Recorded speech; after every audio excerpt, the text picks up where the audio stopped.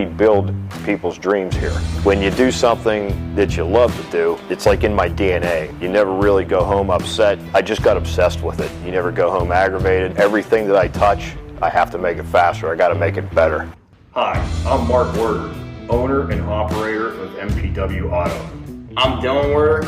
If you live in Pittsburgh or Greensburg, this is the place that you bring your hot rod or classic cars to get restored. Starting MPW was like starting a dream. It was a dream that I've had for a long time, to have my own shop and to work on stuff that I enjoy and love to build. I have people that absolutely just will not let anybody touch their vehicle. This truck's been sitting in a barn for 30 plus years. We did a 496 big block in it, F1 Pro Charger, full roll cage. We always talked about having a hot rod shop and being able to put really cool cars together. So my background growing up with cars started with my dad. My dad's always been an automotive mechanic, and him and I messed with cars quite a bit when we were a kid. I instantly got obsessed with horsepower. He taught me the basics, and he taught me how to be a proper mechanic. You know, he said if you're going to fix a car, you need to make sure you fix it properly, and a lot of that shows in the quality of my work. Opening day, I did not expect as many people to show up as they did. We probably had anywhere between 100 to 135 people show up.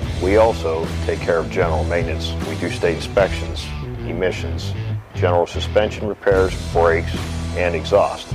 So any type of mechanical needs, automotive-wise, heating, air conditioning, we can take care of those needs here at MPW. So as far as MPW's birth, it's been in the process for 30 years. Why would you come to MPW Auto to get your car restored? We spend a lot of time sitting down and figuring out exactly what you want. And if you want to be a part of the process, get a hold of us at MPW Auto. We find cars that people want to have restored, and we can make them the car that you had in high school except better.